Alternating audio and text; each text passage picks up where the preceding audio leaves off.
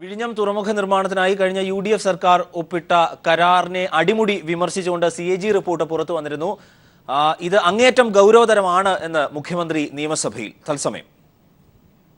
പെട്ടെന്ന് തന്നെ അത് യാഥാർത്ഥ്യമാക്കുക എന്ന് പറഞ്ഞാൽ അതിനുള്ളൊരു കാലമെടുക്കും. എന്നാൽ അതിൻ്റെ പ്രവർത്തനങ്ങൾ ആരംഭിക്കൽ പെട്ടെന്ന് തന്നെ നമുക്ക് തീരുമാനിക്കാൻ കഴിയുന്നതാണ്. ശ്രീ എന്നെ നെല്ലിക്കുന്നു. സർ, ദേശീയ ജലപാത നമ്മുടെ ഒരു സ്വപ്ന പദ്ധതിയാണ്. ഞാൻ കേട്ടത് ശരിയാണെങ്കിൽ ഇപ്പോൾ അത് തിരുവനന്തപുരത്ത് നിന്ന് ആരംഭിച്ച് കാസർഗോട്ട് അവസാനിപ്പിക്കാനാണ് ആലോചന എന്നറിയുന്നു. സർ, അത് നേരെ മറിച്ചായിക്കൂടെ എന്നാണ് എൻ്റെ ചോദ്യം. കാരണം നമുക്ക് ബാക്കി എല്ലാ കാര്യങ്ങളിലും കാസർഗോഡിനോടാണ് താല്പര്യവും ഇഷ്ടവും. ബഹുമാനപ്പെട്ട മുഖ്യമന്ത്രി തന്നെ നമ്മുടെ നാടിൻ്റെ ശ്രദ്ധ ആകർഷിച്ച പല യാത്രകളും, ബഹുമാനപ്പെട്ട മുഖ്യമന്ത്രി നടത്തിയ നവകേരള യാത്ര, പ്രതിപക്ഷ നേതാവ് നടത്തിയ വികസന യാത്ര, PK കുഞ്ഞാലിക്കുട്ടി സാഹിബ് നടത്തിയ കേരള യാത്ര, MK മുനീർ നടത്തിയ യുവജന യാത്ര, ഇപ്പോൾ നാളെ തിരുവനന്തപുരത്ത് എത്തുന്ന യൂത്ത് കോൺഗ്രസിൻ്റെ യൂത്ത് മാർച്ച്, ഇതൊക്കെ ആരംഭിക്കുന്നത് കാസർഗോഡ് നിന്നാണ് സർ. അപ്പോൾ അങ്ങനെ ജാഥയും പ്രക്ഷോഭം ആരംഭിക്കാൻ മാത്രം കാസർഗോഡ്, ഇങ്ങനെ വികസനം വരുമ്പോൾ കാസർഗോഡ് വേണ്ട, ആ ഒരു നിലപാട് മാറ്റണമെന്നാണ് എനിക്ക് അഭ്യർത്ഥിക്കാനുള്ളത്. സർ, ഇക്കാര്യത്തിലൊരു സമതുലനാവസ്ഥ വേണമെന്നാണ് സർക്കാർ കാണുന്നത്. നമ്മുടെ നാഷണൽ ഹൈവേ വികസനം ആരംഭിക്കുന്നത് കാസർഗോഡ് നിന്നാണ്. അത് കാസർഗോഡ് നിന്ന് ആരംഭിക്കുകയാണ്. അപ്പോൾ ദേശീയ ജലപാത ഇങ്ങനെ അങ്ങോട്ടാകാമെന്നാണ് കാണുന്നത്. അങ്ങനെ ഒരു സമതുലനാവസ്ഥ ഇരിക്കട്ടെ എന്നാണ് സർക്കാർ കാണുന്നത്. ശ്രീ V. അബ്ദുറഹ്മാൻ. സർ, പൊതുവികസന ആവശ്യങ്ങൾക്ക് ഭൂമി ഏറ്റെടുക്കുന്ന കാര്യത്തിൽ ഉദ്യോഗസ്ഥന്മാരുടെ ഭാഗത്ത് വലിയൊരു താമസം നേരിടുന്ന ഒരു പ്രശ്നമുണ്ട്. പുതിയ കേന്ദ്ര നയപ്രകാരം കുറേ പ്രശ്നങ്ങളുണ്ടെങ്കിലും നെഗോസിയേഷൻ പർച്ചേസിൽ ഭൂമി എടുക്കുമ്പോൾ അത് വേഗത്തിലാക്കാനുള്ള വല്ല നടപടികളും ഉണ്ടാവാനുള്ള ഉത്തരവുകളുണ്ടാവും. സർ, ഇക്കാര്യത്തിൽ വേണ്ടത്ര വേഗതയുണ്ടാകുന്നില്ല, നാം പ്രതീക്ഷിക്കുന്ന അത്ര വേഗതയുണ്ടാകുന്നില്ല എന്നൊരു പൊതുപരാതി എല്ലാ കാലത്തും ഉയർന്നു വരാറുള്ളതാണ്. അതിൽ കുറച്ച് വസ്തുതയുമുണ്ട്. ഇതുമായി ബന്ധപ്പെട്ട് അനാവശ്യമായ ഒട്ടേറെ സാങ്കേതിക കാര്യങ്ങൾ കിടക്കുന്നുണ്ട്. അത് വേഗം തീർക്കാൻ കഴിയുന്നതാണ്. ഒരു ഭൂമി ഏറ്റെടുക്കുമ്പോൾ എത്ര വീടുകൾ വരും, എത്ര സ്ഥലമാണ്, എത്ര ആളുകളെ ഒഴിപ്പിക്കേണ്ടി വരും, ഇത്തരം കാര്യങ്ങളൊക്കെ പഠിക്കാൻ വേഗം കഴിയുന്നതാണ്. പക്ഷേ ആർക്കും മനസ്സിലാകാത്ത ചില പേരൊക്കെ പറഞ്ഞ് ആ ഒരു സ്റ്റഡി എന്നൊക്കെ പറഞ്ഞ് വല്ലാതെ നീട്ടുന്ന ഒരവസ്ഥ പലപ്പോഴും ഉണ്ടാകാറുണ്ട്.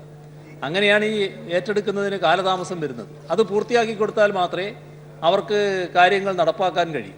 അപ്പോൾ ഏതായാലും ഇത്തരം കാര്യങ്ങളിൽ ഇപ്പോൾ ശരിയായ മോണിറ്ററിംഗ് നടക്കുന്നുണ്ട്. അതിൻ്റെ ഭാഗമായി സമയബന്ധിതമായി തന്നെ ഏറ്റെടുക്കാനുള്ള ശ്രമങ്ങളാണ് നടന്നു വരുന്നത്. ശ്രീ സണ്ണി ജോസഫ്. സാർ, ഉത്തര മലബാറിൻ്റെ വികസനത്തിന് ഏറ്റവും അത്യാവശ്യമാണ് തലശ്ശേരി മൈസൂർ റെയിൽവേ. ഈ അടുത്ത കാലത്ത് അത് സംബന്ധിച്ച് പ്രതികൂലമായിട്ടുള്ള ചില റിപ്പോർട്ടുകൾ വന്നുവെന്ന് ജനങ്ങളിൽ ആശങ്കയുണ്ടായിട്ടുണ്ട്.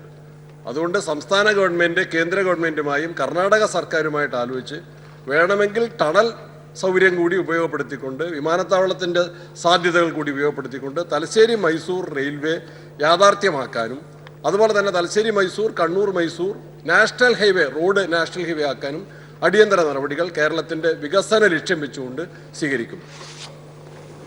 സർ, തലശ്ശേരി മൈസൂർ റെയിൽവേ ഞാൻ കുഞ്ഞായിരിക്കുന്ന കാലം മുതൽക്കേ കേൾക്കുന്നൊരു കാര്യമാണ്.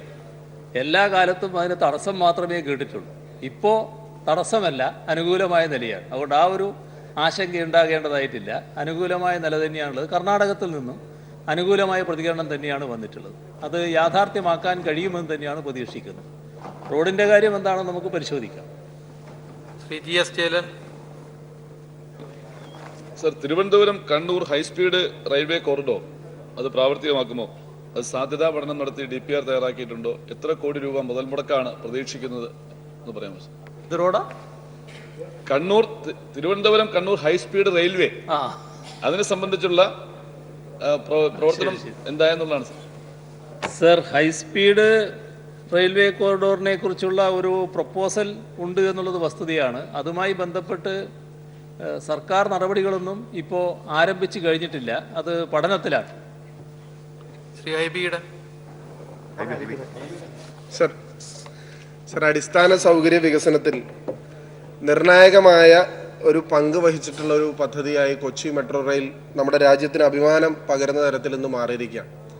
സർ, അതിൻ്റെ ആദ്യത്തെ ഘട്ടം ആലുവ മുതൽ പേട്ട വരെയും പിന്നീട് അത് തൃപ്പൂണിത്തുറ വരെയും രണ്ടാമത്തെ ഫേസ് ജവഹർലാൽ നെഹ്റു സ്റ്റേഡിയം മുതൽ കാക്കനാട് വരെയാണ്. സർ, ഈ കാക്കനാട് വരെയുള്ള രണ്ടാമത്തെ ഫേസ് എന്ന് പറയുന്നത് ഏറ്റവും കൂടുതൽ economic viability, financial viability studies പറഞ്ഞിട്ടുള്ളതാണ്. ഇൻഫോ പാർക്കിൽ നിന്ന് ഏറ്റവും അധികം ജീവനക്കാർ വരാൻ സാധ്യതയുള്ള ഒരു പദ്ധതിയാണ്, ഒരു ഫേസാണ്. സർ, ഈ ഫേസിൻ്റെ DPR തയ്യാറാക്കി നൽകിയതിനു ശേഷം സെൻട്രൽ ക്ലിയറൻസ് കിട്ടുന്നതിന് 10 മാസം കഴിഞ്ഞിരിക്കുകയാണ് സർ. ഇതുവരെ അതിൻ്റെ ഫൈനൽ ക്ലിയറൻസ് കിട്ടിയിട്ടില്ല. അതുമായി ബന്ധപ്പെട്ടിട്ട് നമ്മൾക്ക് വീഴ്ച സംഭവിച്ചിട്ടുണ്ടോ, എന്തെങ്കിലും അതിൽ ഈ പ്രൊജക്റ്റിൽ ഡിലേ ആകാൻ കാരണമായിട്ടുണ്ടോ, ഇതിൻ്റെ സെക്കൻഡ് ഫേസിൻ്റെ അംഗീകാരം കിട്ടുന്നതില്ല, അതൊന്ന് വ്യക്തമാക്കാൻ വേണ്ടിയിട്ടാണ് സർ. സർ, ഇതിൻ്റെ സെക്കൻഡ് ഫേസ് നടപ്പാക്കണം തന്നെയാണ് ഉദ്ദേശിക്കുന്നത്. അതുമായി ബന്ധപ്പെട്ടുള്ള കാര്യങ്ങൾ നീങ്ങിക്കൊണ്ടിരിക്കുകയാണ്. ശ്രീ വി ജോയ്. സർ, ഈ ദേശീയ ജലപാതയുമായി ബന്ധപ്പെട്ട് പ്രധാനപ്പെട്ടൊരു വിഷയം അതിൻ്റെ കയ്യേറ്റങ്ങളാണ്. അപ്പോൾ ഈ കയ്യേറ്റം ഒഴിപ്പിച്ചാൽ അവരെ പുനരധിവസിപ്പിക്കുന്നതിന് എന്തെങ്കിലും പാക്കേജ് നമ്മൾ വെച്ചിട്ടുണ്ടോ ഇല്ലയോ എന്നുള്ളത് പറയാമോ സർ? സർ, സർക്കാർ ഭൂമിയിൽ കയ്യേറി പുനരധിവാസം എന്നൊരു ഭാഗം അതിന് ബാധകമാവുമെന്ന് തോന്നുന്നില്ല. യഥാർത്ഥത്തിൽ ലൈഫിൻ്റെ ഭാഗമായിട്ട് വീടില്ലാത്തവർക്ക് വീട് കൊടുക്കുന്ന പദ്ധതിയിൽ അവരെയും കൂടി ഉൾപ്പെടുത്തി വീട് കൊടുക്കേണ്ടതായിട്ട് വരും. മറ്റ് സർക്കാരിൻ്റെ ഭൂമി ആരെങ്കിലും കയ്യേറിയാൽ അതിന് നഷ്ടപരിഹാരം കൊടുക്കാൻ പറ്റും. ആ ഭൂമിയെ സർക്കാർ എടുക്കുമ്പോൾ അതിന് നഷ്ടപരിഹാരം കൊടുക്കാൻ സർക്കാരിന് കഴിയില്ലല്ലോ. അങ്ങനെയൊരു സമ്പ്രദായം സാധാരണ ഇല്ലല്ലോ. അപ്പോൾ തെറ്റായ കീഴ്വഴക്കങ്ങളൊന്നും നമുക്കുണ്ടാക്കാൻ കഴിയില്ല. വീടില്ലാത്തവരാണെങ്കിൽ അവർക്ക് സ്വാഭാവികമായും വീട് അനുവദിക്കേണ്ടതായിട്ട് വരും. അത് ഈ ലൈഫ് പദ്ധതിയിൽ വീട് അനുവദിച്ച് കൊടുക്കുകയും ചെയ്യും. ചോദ്യം നമ്പർ 604 ശ്രീ VP സജീന്ദ്രൻ, ബഹുമാനപ്പെട്ട ആരോഗ്യവകുപ്പ് മന്ത്രി.